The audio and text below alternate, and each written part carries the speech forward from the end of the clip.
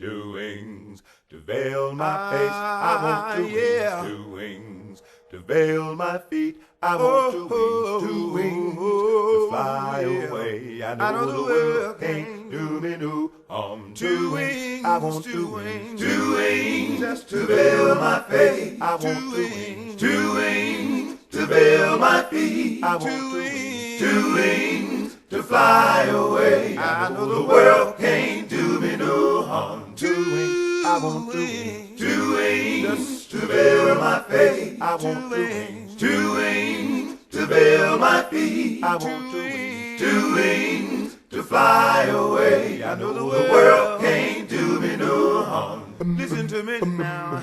One of these old mornings, and it won't be long.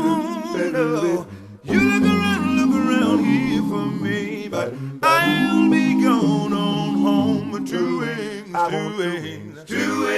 just to veil my face. Two wings, just to veil my feet. Two wings, just to fly away. I know the world can't do me no harm. Wait a minute, meet me, Jesus, meet me in the middle of the air, yeah. If these two wings should fail me, I want you to meet me with another pair. Two wings, two wings to veil my face. Two wings to veil my feet. I want two wings, I'm gonna fly away. I know the world can't do me no harm. Hey, hey.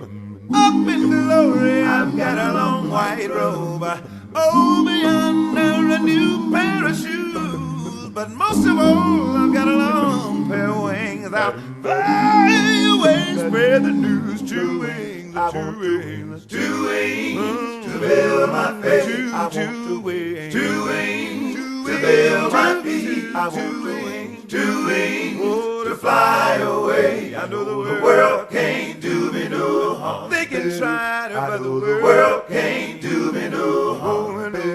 I know the world can't do me no harm. Hey, hey. One of these old mornings, and it won't be long. No. You look around here for me, but I'll be gone on home. Can I get my wings to veil my face? Can I get two wings to veil my feet? Two wings to fly away. I know the world can't do me no harm. Over yonder, the world can't do me no harm. I'm gonna go where the world can't do me no harm. I said the world can't do me no harm.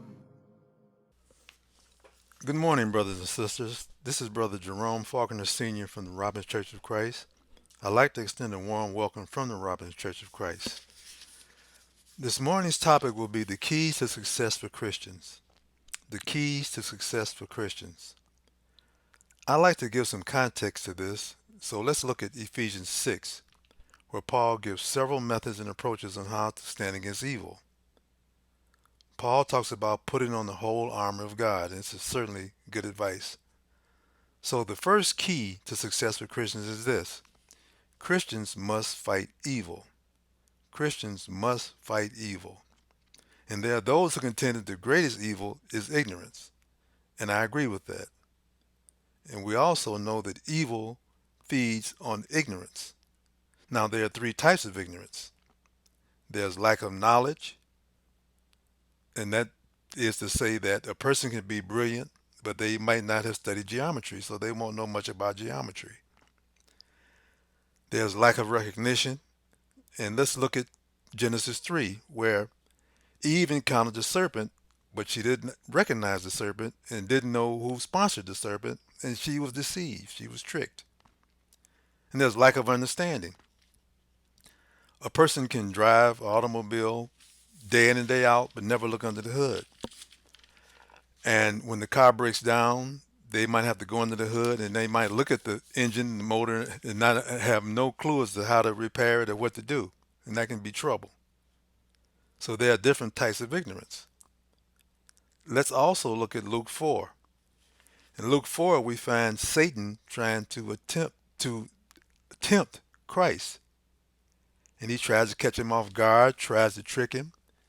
He asks him to turn stone into bread. Christ replied, "It is written, man does not live by bread alone." He offered him the kingdoms of the world if Christ would worship him. And Christ again said, "It is written, worship the Lord your God and serve him only." And he also took him up to a high place and told him to jump off, basically. And Jesus said, "It says, do not put the Lord your God to the test." So Christ rebuffed Satan because Christ was on top of everything. And guess what? Satan departed. Satan left him alone. So that tells you how, if you are not ignorant, if you are intelligent and on top of your game, so to speak, that you can fight off ignorance and you can fight off evil. Because again, evil feeds off of ignorance. Let's, for a minute, look at the Willie Lynch letter. This is something from slavery. Willie Lynch contended that slaves would not try to escape if you controlled their minds. And he demonstrated this. He explained this carefully, and the colonists, slaveholders, ate this up because they were concerned. Well, we can't shackle them and watch them and everything, but if we control their minds, they won't try to escape, and that's quite true. And the situation is this: the battle between good and evil might take place in the mind. And as a matter of fact, in Ephesians 6, Paul says that we wrestle not against flesh and blood, but against principalities, against powers, against the rulers of the darkness of this world, against spiritual wickedness in high places. So we're not talking about uh, mano battles or armies battling. We're talking about a battle for the mind. And this is the battle between good and evil. Now, let's look at another thing. Most modern cultures, advanced societies, stress one thing, among others, but one of the primary things they stress is education. From pre K through a doctoral program, they know that education is important. They want the population to be educated and not to be ignorant. Because if people are ignorant, these societies can't function. They cannot function. They need educated people. They need people who are not ignorant. So ignorance is definitely an evil thing, and it can lead to all kinds of problems. So again, our job as Christians, the first key to success is to fight evil, because evil is certainly damaging, and one of the sponsors of evil is Satan. And if he can get your mind, get you confused, get you to the point where you don't understand things, you don't recognize things, you don't know things, then he can control. He can move in and create all sorts of problems. So that first key again is to fight evil. The second key is to improve yourself. Self improvement. Self improvement is very important. Now, we're not talking necessarily about material improvement, like you get a new car, a new home, and things like this. Christians should be worried about uh, their personalities, what type of people they are. People should be glad to see Christians when they come. They should be happy to see a Christian. And Christians should, as far as the personality traits, they should be honest, they should be confident, they should be loyal, they should be in control. I mean, they shouldn't be rowdy, and they should behave properly. And people should want to be around Christians. So that's what we mean by self improvement. And another big factor is this: at some point, you want to have a Christian family and you want children. And If you're lost and confused, your family, your children certainly would be lost and confused. So the second key again is self-improvement. We should not sleepwalk through life. We should be aware. We should have a high level of consciousness and awareness and try to figure out exactly what's going on. And the other thing too is we should work on these things. We should try to get better. Again, let's look at Galatians as a matter of fact. Galatians 5:22 and 23 talks about the fruits of the Spirit. And all the fruits of the Spirit are positive attributes. And that's what we should be looking at. We should be trying to work on. We want to be, Christians should be positive. They should not be negative people. You don't want to be around people who are negative or just bring you down and just make you feel bad. Always talking about the wrong things. You want to be around people who are happy or positive, and this is where Christians should be. We should be role models. We should be, uh, because if you have a sour personality, nobody's gonna ever want to come to church with you or go to church with you. Um, that's not it'll be a problem. They'll be looking elsewhere for religious help, spiritual help. So if you present yourself properly and uh, just show a positive attitude and make people feel good, this will go a long way in helping you be successful, by helping you be a successful Christian. So self improvement is very important. And again, we should obtain knowledge, and as we get older, we should hopefully that knowledge should turn to wisdom. And we certainly want to be considered as we get older a type of person that somebody can go to for advice. So again, you want to improve yourself because you want to be a good parent, a good friend, a good husband, a good wife. You want to be a good elder that you can help people and show them the proper way. So this is very important. So again, first key to success is fight evil. The second key is the self improvement to get better as we go along. And the third key to success is this: helping others. Now, we know about the Good Samaritan in Luke 10. The Good Samaritan was kind enough to stop and help somebody. And this is essentially what we mean. This is the basic example of helping, not walking by, ignoring a situation, but stopping to help. And as we go through life, we'll find that there are situations where we can help others. But the key thing for a Christian is to be prepared to help, to be ready to help.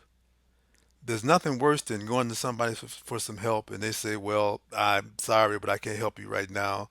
I don't have this, I don't have the time, or things of that nature. You want to be prepared to help because, again, and another thing, another point is this, and this, the technology we have now, where you can go online and just go have GoFundMe pages. There's so many things you can do online now to help others. So we really have no excuse there. So this is very important to help others. Now, we can help others financially. That's pretty easy if you're able to do that. But we as Christians want to offer spiritual help. That is what we should be about. And sometimes spiritual help calls for sacrifice. And are we willing to do that?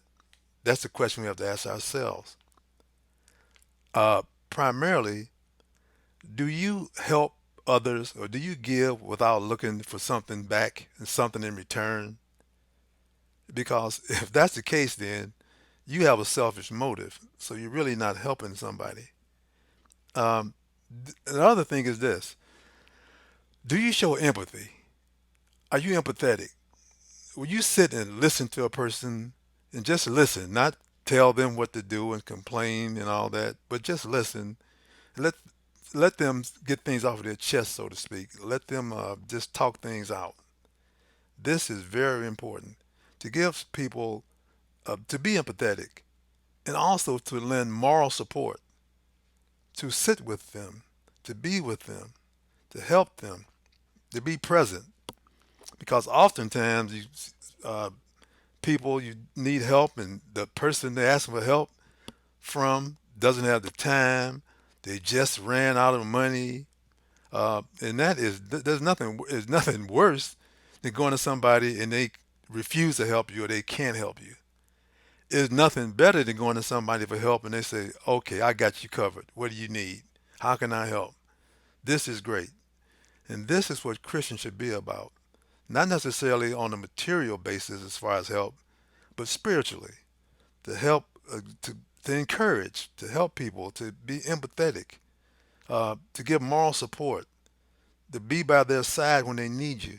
This is important. So again, three keys to success. Number one is fighting evil. And again, members of the Church of Christ have no excuse because uh, the churches of Christ definitely offer educational programs to help you understand the Bible better and just to help you not be unaware and be ignorant and not know what you're talking about. And this is certainly a blessing, and we should always take advantage of that. Number two is self improvement. We should always be about the business of trying to get better in all walks of life, in all endeavors. We should try to improve. And this will make us a valuable person. And the thing about self improvement, and when you see a person better themselves, it gives you hope. It gives you hope. Just think about President Obama, somebody from Chicago, as a matter of fact. He came from basically nowhere and ended up president, one of the most powerful men in the world. So this gives us hope. Now look at Kamala Harris. She's vice president, and she was a politician, and well, she was a lawyer, but she has risen to pretty much to the top, and this certainly gives females some hope, and that's always important because without hope, I mean, things can be pretty bad, pretty dicey. So those are great examples of people who prove themselves and just made things better for everybody by giving us hope. And the Bible tells you over and over, without hope, things can be pretty desperate. So that's great. That the fact that that self improvement that they made because, and I want to mention Michelle Obama, of course, great woman, gives women, young women hope, and gives all of us hope. And President Obama, outstanding. And another thing about President Obama is this: the man is very intelligent, not ignorant at all, superior intelligence, and he's done a lot of good, and he continues to do good. And this is just great. He's building his library here in Chicago, and that's going to be outstanding. So we're getting all kind of dividends from him and his greatness. But again, he's just a regular person and rose to great heights. So that is outstanding. And of course, helping others, and that is almost the life of Christ. Not almost, that is the life of Christ. I mean, he made the talking about sacrifice. Christ made the greatest sacrifice of all. So there's no dispute there that that is if he can do that, then we could certainly help our neighbors if nothing else. And again, people will be attracted to us. They will be attracted to the church, and all kind of benefits will accrue from that attitude. So again, we are talking about keys to success, and Christians must be diligent, must uh, stick to their p's and q's, and make sure that they stick with what is right, stick with the truth. and develop themselves. And this can go a long ways in making life so much better for everybody. And we can add to the church. We can build ourselves up, and this is what it's all about. So that's all I have for now, and I really appreciate being with you, and I hope to talk to you again real soon. Thank you very much, and pray for me, and I'll certainly be praying for you. And again, stay safe and stay well. Thank you very much.